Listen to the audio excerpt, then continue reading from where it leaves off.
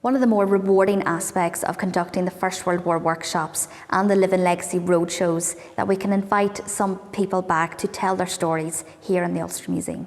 Well, my father enlisted in the First World War after a little row, I suppose you may say, with a sister, one of his sisters, and then a little fit of temper. He went down to the recruitment office and signed up to do service in the army. He ended up in the Somme. So my father was living with his grandmother, and that was how then he joined the army when forged his age to get away. He was 15, he forged his age at 16, and then he was sent to France, and when they found out that he was under 16, he was sent to Salonika, so he was there all during the war, and he didn't tell us much about it, just different, you know. And he was in the horse regiment, so the horses had to be groomed every morning before they done anything else, and they had to be fed and everything like that. He just told us all about the very harsh conditions in the trenches, and the icy water lying at the bottom of the trenches, and 4 to 5 inches deep, and the conditions were really dreadful, and many of the soldiers took what they called sort of foot rot. He was in the trenches when the Germans started to explode the mustard shells around the British lines, and he, along with many others, was gassed in the trenches. He suffered a lot from the gas and was pulled out of the front line, and then some months later he was invalided out of the army. It was mainly his stomach.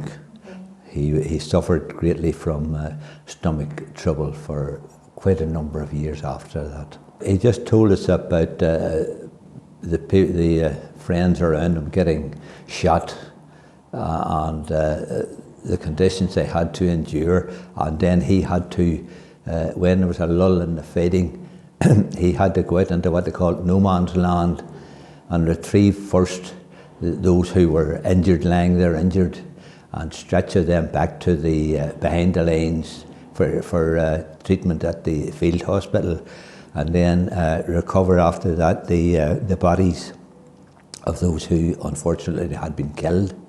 Whenever he was taken from France and sent to Salonika, the lace was eaten by, the ants ate all the lace off their uniforms, and that's how they got rid of the lace. He told us that. It wasn't, he could have told us more, but no, when you're a wee girl, you're not so much interested in things. You never think he asked him questions, you know, and he would have told you all these things, and you never thought of, you just listened to him, but I remember everything he told me. Margaret, what would you ask him now if you could ask him something about the war? What would you ask? I've no idea. I don't know. You should ask him maybe more personal questions, and you know what? I don't know. I have no idea. He never wanted to talk about it. Maybe that was why I didn't encourage you to ask questions, so that could have been part of it.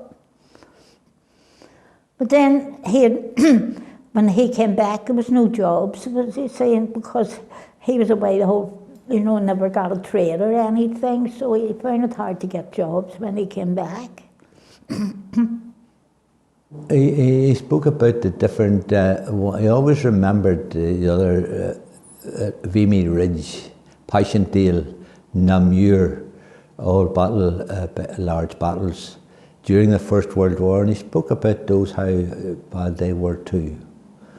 But it really just told us it was a terrible war, and I suppose, I think he was glad that he actually survived. I'm sure a lot of his friends did not survive. Yes, a big lot didn't. A big lot didn't.